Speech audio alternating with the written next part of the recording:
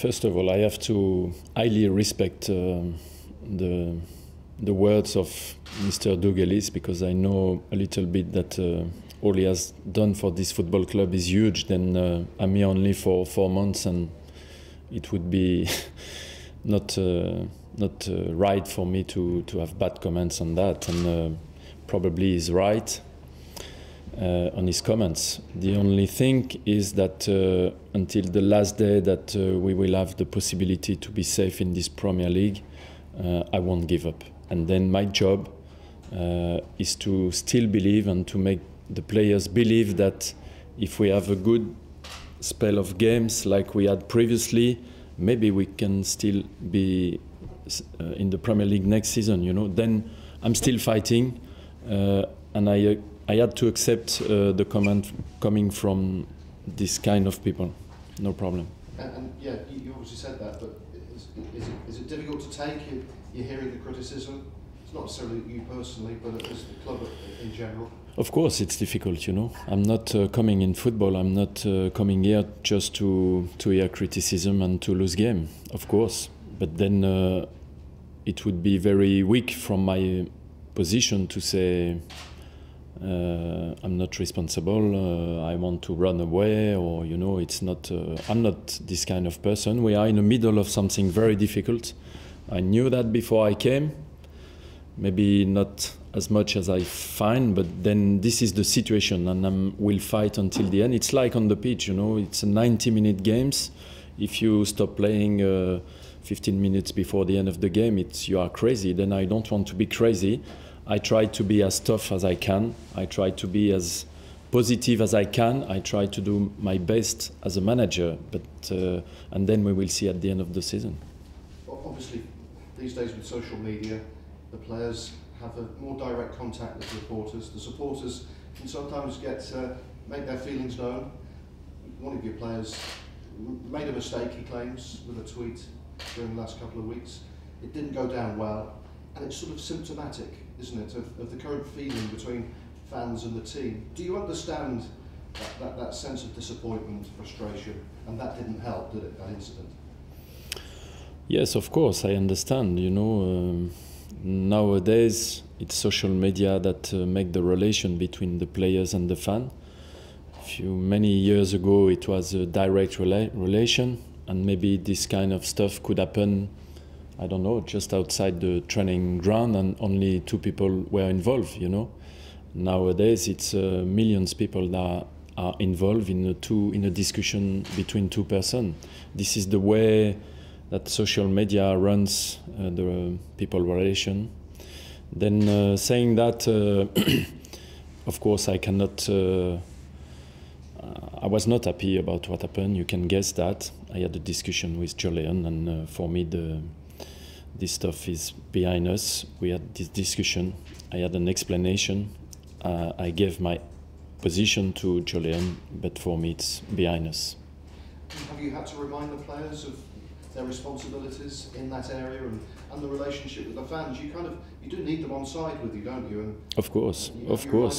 I did that, but I thought that senior players like Joleon or other in the team should be more example than anything else. But Joleon told to everybody and to me as well that it was an accident. Then I believe it was an accident.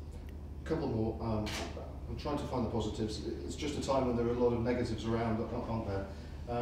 There's a fans' protest coming up in the home games to come, 74 minutes. Again, have you got a thought about that? I guess it doesn't help. My thought is that it's a very difficult season.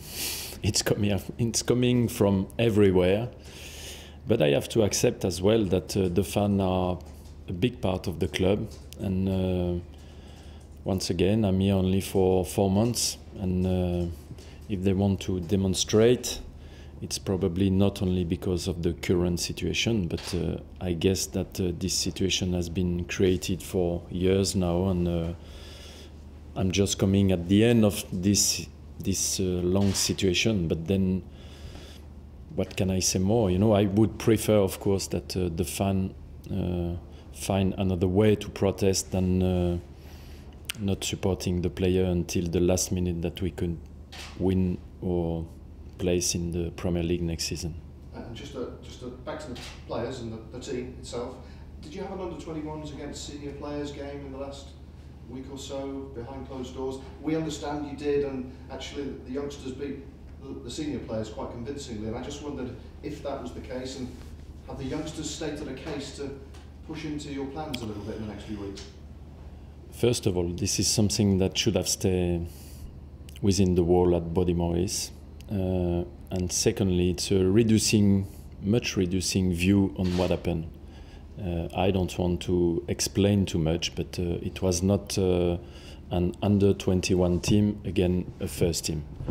Then I don't want to say more, but like in every training session, because it was a training session, I have to say that some of the players that I saw that day didn't show me their best side.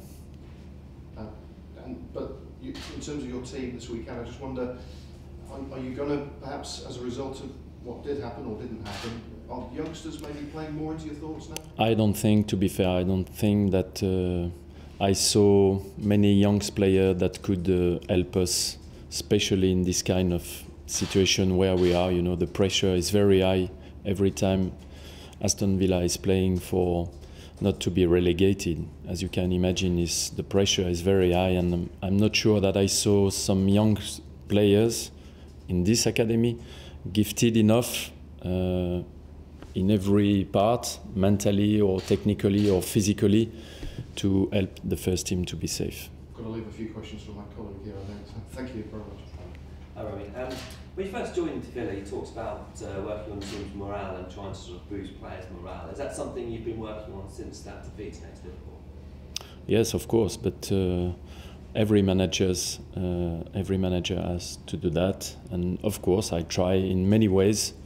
But I think that players are adults as well, and themselves has to do that work. We talk about this momentum that was building before the Liverpool defeat. It must have been quite difficult for the players to take after that, because you were playing pretty well prior to that, weren't you? Yes, of course. As I said, we had a spell of 6 games in which we won 2, we drew 2, and we lost 2. Then it was not too bad. We have to remember why we achieved to do that and why we didn't against Liverpool. And then I think against Liverpool we had many individual that failed, and I know that Aston Villa need to be 100%. Every players amongst the 11 starting lineup has to be 100%, and then we have a chance to win. If 1 or 2 is only 80%, we have no room of maneuver, and we need that.